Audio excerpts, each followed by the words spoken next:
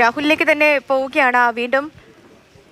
രാഹുൽ, ഇപ്പോൾ ഈ മേഖല എന്ന് പറയുന്നത് നാട്ടുകാരെ സംബന്ധിച്ച് അവരുടെ നാളുകളായുള്ള പ്രശ്നമാണ് ഈ വന്യമൃഗ ശല്യം. അല്ലെങ്കിൽ കാരണം പ്രത്യേകിച്ച് ഈ ഒരു പടമല എന്ന് പറയുന്ന മേഖല അല്ലെങ്കിൽ ചാലിഗത എന്ന് പറയുന്ന മേഖല, അവിടെയൊക്കെ ഈ കടുവകൾ ഉൾപ്പെടെ ഇറങ്ങി ഈ ജനങ്ങളുടെ സ്വൈര ജീവിതം നശിപ്പിക്കുന്ന ഒരു സാഹചര്യമുണ്ട്. നമ്മളതൊക്കെ വാർത്തകളായി കൊടുക്കുകയും ചെയ്തതാണ്. അപ്പോൾ ഇന്നലെ വാഗ്ദാനങ്ങളൊക്കെ നൽകി ആ ഒരു ഉറപ്പിന്മേലാണ് ഇവർ പ്രതിഷേധമൊക്കെ അവസാനിപ്പിച്ചത്.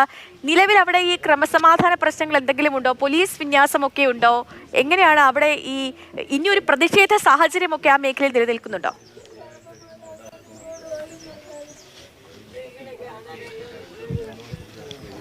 സേതു, നിലവിൽ എല്ലാവരുടെയും വാക്കുകളിൽ പ്രതിഷേധമുണ്ട്. പക്ഷേ മൃതദേഹം വീട്ടിൽ അദ്ദേഹത്തിൻ്റെ പ്രിയപ്പെട്ട ആളുകൾക്ക് അന്ത്യാഞ്ജലി അർപ്പിക്കുന്നതിനായി വീട്ടിൽ പൊതുദർശനത്തിനായി വെച്ചിരിക്കുകയാണ്. അപ്പോൾ അങ്ങനെ ഒരു പ്രതിഷേധത്തിലേക്ക് പോകേണ്ട ഒരു ഘട്ടമല്ല എന്ന ഒരു ബോധ്യം ബന്ധുക്കൾക്കും നാട്ടുകാർക്കും കുടുംബക്കാർക്കും ഒക്കെയുണ്ട്.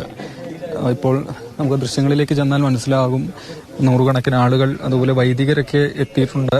പ്രാർത്ഥനാ ചടങ്ങുകൾ ആരംഭിക്കുകയാണ്. വൈകിട്ട് വീടിന് സമീപത്ത് തന്നെയായി, ഇവിടെ നിന്ന് ഏകദേശം കുറച്ച് മീറ്റർ മാത്രം മാറിയാണ് സെയിൻറ്റ് അൽഫോൺസ പള്ളി ഉള്ളത്. പള്ളിയിലാണ് വൈകിട്ട് സംസ്കാരം നടക്കുക. ഇപ്പോൾ നാട്ടുകാർ നിലവിൽ ആവശ്യപ്പെടുന്നത് ഈ ആനയെ വളരെ പെട്ടെന്ന് മയക്കിയോടെ വെച്ച് പ്രദേശത്ത് നിന്ന് മാറ്റുക എന്നതാണ്.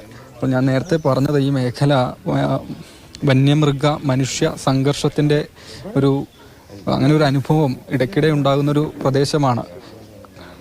കുറച്ച് നാളുകൾക്ക് മുൻപാണ് കടുവ ഇറങ്ങി ഇവിടെ ഒരു ആടിനെ പിടികൂടുകയും പിന്നീട് അതിനെ വകുപ്പ് കെണിവെച്ച് പിടികൂടി മാറ്റുകയൊക്കെ ചെയ്തത്. അത് കുറുക്കൻമുലയിലാണ്, സമീപ പ്രദേശം തന്നെയാണ്.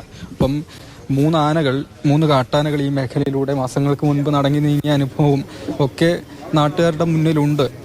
വന്യമൃഗശല്യത്തിന് പരിഹാരം കാണണമെന്ന് നിരവധി തവണ അവർ ആവശ്യപ്പെട്ടതാണ്. അതായത് ജില്ലാ ഭരണകൂടത്തിന് മുമ്പിലായാലും സംസ്ഥാന സർക്കാരിൻ്റെ മുമ്പിലായാലും ഒക്കെ ആവശ്യപ്പെട്ടതാണ്.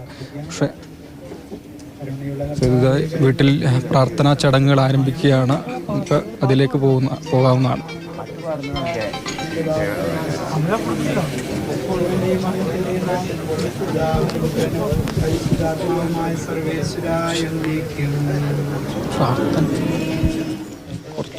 കൊല്ലപ്പെട്ട കാട്ടാനാക്രമണത്തിൽ കൊല്ലപ്പെട്ട അജീഷിന്റെ വീട്ടിൽ പ്രാർത്ഥനാ ചടങ്ങുകളൊക്കെ ആരംഭിച്ചു.